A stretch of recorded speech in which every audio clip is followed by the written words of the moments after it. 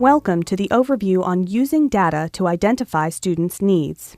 Teachers need to be able to use data to accurately gauge students' knowledge and skills. Academic data should come from a variety of formal sources, including classroom assessments such as unit tests, benchmark or interim assessments, and other classroom data such as projects and homework.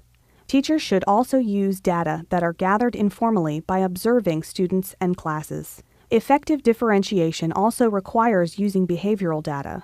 Again, teachers should utilize both formal data, such as attendance and behavioral referrals, as well as informal data, such as observations of student engagement. Teachers should collect a variety of academic data. Statewide annual assessments can provide information on broad areas of strengths and weaknesses. Teachers should also use data from classroom tests, which are administered more frequently.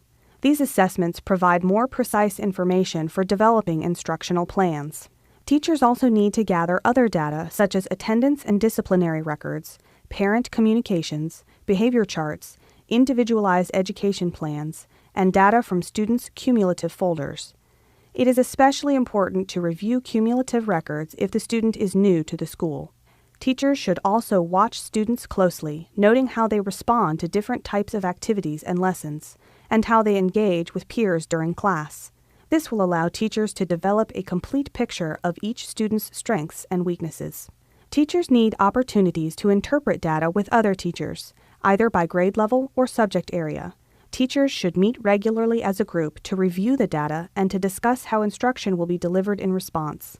They can use the data to frame discussions about class and school-wide trends, instructional practices, and student performance. They can also share ideas with their peers about strategies that were effective in differentiating instruction. Teachers should be prepared to evaluate each instructional goal for individual students and as part of a larger unit or curriculum. For instance, an algebra teacher may find that a student consistently demonstrates mastery of all concepts presented in the class. They may also find, however, that a student who outpaced their peers in a unit on linear equations may struggle in the next unit on linear inequalities. They need to take into account both students' prior and current performance to be flexible and modify their differentiation strategies as needed. Data will inform teachers about which students require additional support and which students are prepared for acceleration. Teachers can incorporate additional opportunities for explicit instruction for struggling students and provide reinforcement and opportunities for enrichment for more advanced students. They can also use these data to determine when students are ready to move on to the next instructional topic. In the example of algebra class, the teacher may provide additional direct instruction on linear inequalities for students struggling with this concept, while allowing students who have demonstrated mastery to apply that knowledge to the upcoming lesson on quadratic equations. There are several challenges associated with using data effectively to differentiate instruction.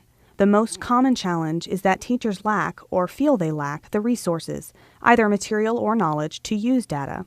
They may feel overwhelmed at the notion of using so much data to make such precise decisions. Schools and districts should provide professional development and other supports to help teachers in this process. Technology can also be a challenge. Access to tablets, computers, and analysis software, for example, makes using data much easier and more efficient. Schools and districts should seek out resources to make data use easier for teachers. Finally, using data also requires a coordinated approach among teachers and administrators in order to occur effectively. Many schools struggle with finding common planning time to allow for this interaction. Schools should attempt to dedicate at least a small amount of time each week for teachers to work, alone or in groups, on data analysis and decisions. Using data for differentiation involves developing a coordinated approach to collecting, analyzing, and making decisions based on the data. Be sure to view the next practice on creating student groups based on student data to learn more about incorporating differentiated instruction in your classroom.